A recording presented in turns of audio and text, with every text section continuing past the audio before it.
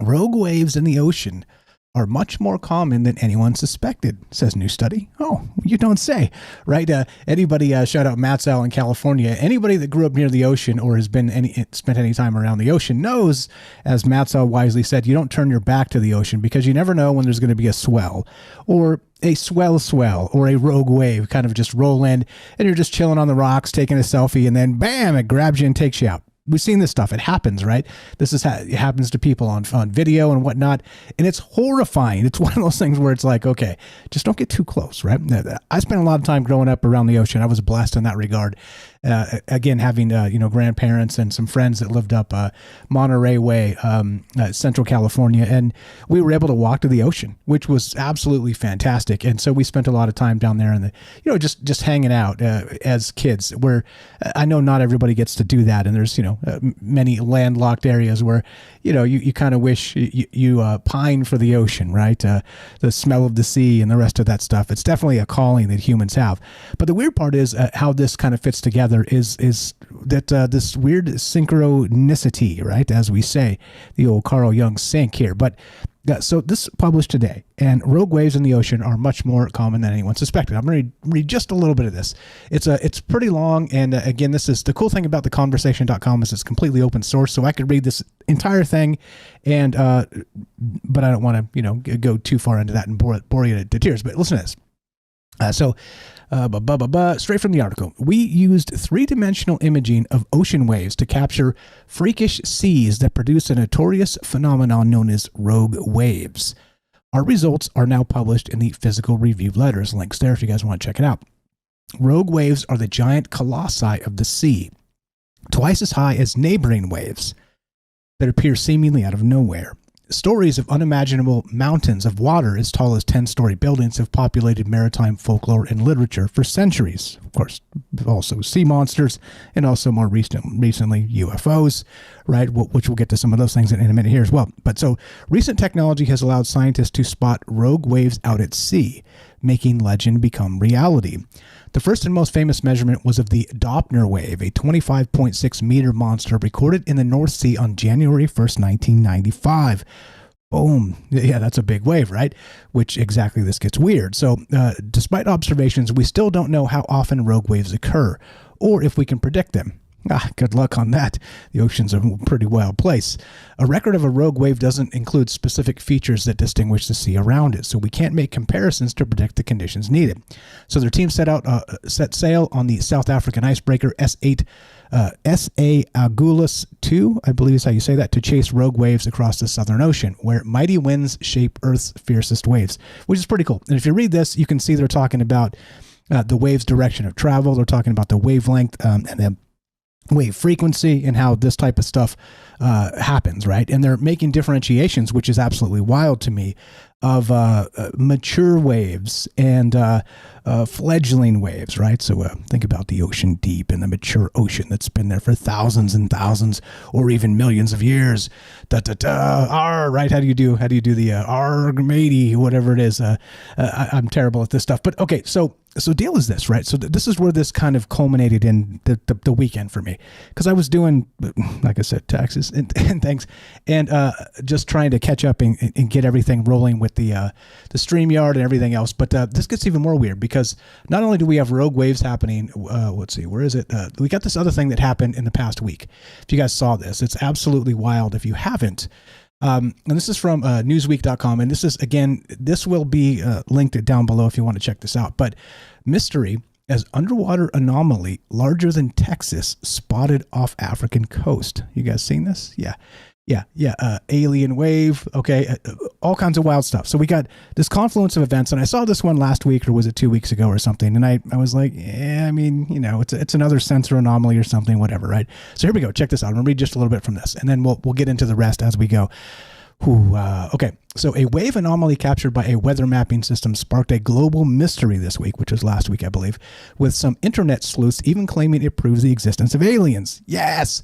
Ancient astronaut theorists say yes, right? A giant cluster of waves over 80 feet high and spanning 2,000 miles, an area larger than Texas, appeared to move through the ocean off the coast of Africa on April 10th, in a journey that lasted about 24 hours before it vanished. Some online commentators said the formation could only have been created by something moving under the surface of the sea, making it an unidentified submersible object, the ocean equivalent of a UFO. Dun dun dun, right? As we know, this has been got a lot of play recently in a lot of different ways, okay? So here's the thing. The wave anomaly was picked up by Ventusky, I think that's how you say it, Ventusky, a meteorological app run by the Czech company Inmeteo, Inmeteo, which allows users to observe weather patterns, winds, and waves using real-time data. Okay, but here's the thing. If you guys haven't seen this, I'll get this in a new, there we go. All right. So all this will be linked so you guys can check this out if you guys are listening audio style. But there's this massive thing. So here's the South Horn of Africa, South Africa specifically, and some of those other countries that I couldn't tell you because my geography is not that great in South Africa. But I do know the bottom one is South Africa, okay? But check this out. Look at the size of this thing. It is literally as big as the entire bottom third of Africa or something. I mean, fifth, 20% of the African continent, at least on this map, which is absurd. I mean, the size of this thing is just like, what the hell is this? Which is, of course, gets what's up? He keeps dropping my talk. What are you talking about? Okay, so here's the deal, right? So this particular thing here is this, Godzilla, right? Yeah. So people were freaking out, as people are wont to do. Again, we've had how many end of the world scares in the past week or 10 days or something. Like I said, at least two. So there's that. But then we have this other stuff happening where we have this massive anomaly, and they're calling it like 100-foot wave. Okay, but of course, the obvious thing that makes you go, okay, this is probably an anomaly, because you would expect the people of South Africa to have noticed 100-foot waves, right? I mean, that's something you don't miss. But anyway, okay, so back to it. Links are in the description if you want to check it out and read a little bit more about this, because it is a wild thing, all right? Absolutely wild. But you get it, how this confluence of events come together, and you're like, wait a minute now, what the hell's going on here? Is there something happening that we should be paying attention to? And that's where my mind's at tonight, and we're going to get to not just the UFOs, we're going to get to Leviathan, we're going to get to maybe conjuring through ritual magic, the terror of the depths. Why not? It brought to mind, of course, as it does with me, my wild imagination. By the way, there's no truths to be found here. All the disclaimers apply. There are absolutely zero truths here, just kind of looking at these things from the synchro-mystic angle, news cycles, trying to put pieces together and consider if maybe something is amiss. Okay, that's it. And whether it's somewhere between here and there is for you to decide, but there's no truth, and I'm not claiming any truth to any of this, okay? So everybody chill, everybody relax. I already said it was probably a sensor anomaly, okay? Everybody relax. But the question becomes, in the philosophical construct, what if it's not? It's been one of those things that's been around for a very, very long time, the ocean, and let's say humankind's relationship with it has been, enigmatic, the enigma of the deep, as I'm calling this tonight. So anyway, so what do you know about the stuff that's going on? So a few questions as we begin. Do you think there is something happening with the oceans? And does AI play a role in this, hopefully, where we can have some maybe some actual analysis to configure some of this stuff out? But that's an aside. That didn't really include that in the conversation. It just came to mind right now. But lots of things happening with USOs, and specifically, let me point this out too, how this all fits together. So recently, in the last couple of weeks, this is actually the last couple of months, 2 months ago. So reddit.com posts this on, the subreddit UFOs. Google Maps and Earth have removed the ocean anomaly or structure off the coast of Malibu. And this has been one of those ones that, has made tinfoil tingle the world over, right? Okay. What did you just, bro? Okay, man. You want to let me do this or not? Okay, so that's the deal. Lots of this stuff, again, goes back to the Lou Elizondo stuff where they were talking about all the coast of California, the UFOs, and the sharks and everything. Remember all that in the show they had on the History Channel? I don't know. There's a lot to this, but it does seem like a lot of this is kind of resurfacing into the zeitgeist again right now, sort of this confluence of events. So I don't really know. I don't really know what the answers are here, but I do know that there's seems to be something that at least piqued my interest. And so what do you think is going on? So back to the rituals stuff. Now I'm gonna read this, and then we'll bring on Jay Winch because he's chomping at the bit here. But think of this, like summoning the Kraken on the cliffs of the sea, right? Go back to the ancient Greeks or whatever. But this is something that probably has happened not just in ancient Greece, probably all over the world for time immemorial. And here's a quick little blurb regarding something probably very similar. Notice I used probably twice, very specifically, because it is fiction. Listen to this. The salt-stung air thrummed with a chant older than the weathered cliffs, a guttural murmur carried on the sea wind. On a basalt outcrop overlooking the moon-slicked waves, a hooded figure knelt, gnarled hands tracing sigils in the wet sand. The tide surged, a dark beast answering the call. It wasn't the sleek, serpentine form of the kraken that rose from the depths. This monster was a thing of angles and shadows. Barnacle-encrusted limbs burst from the churning foam, impossibly long and tipped with talons that tore at the night sky. A single, multifaceted eye swiveled, focusing on the figure with a malevolent intelligence as ancient as the sea floor. This was no accidental summoning. This creature hadn't breached the veil between worlds in millennia.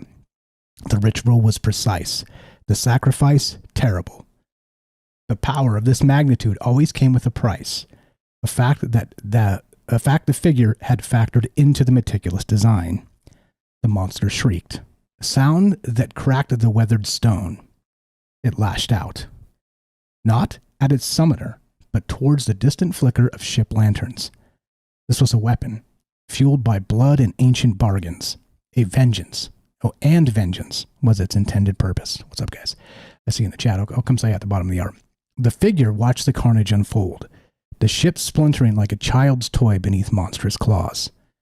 There was no guilt, no remorse, only the grim satisfaction of a plan coming to fruition. Some prices the figure had long ago decided were worth paying. After all, in the war against encroaching empires and the inevitable fading of the old ways, the enemy of one's enemy was a useful ally, even if it crawled from the abyss, reeking of brine and undying hatred.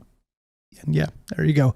Leviathan-esque. And so this, you got to imagine this type of actual ritual summoning happening the world over for thousands of years. People trying to summon that terror from the depth, okay?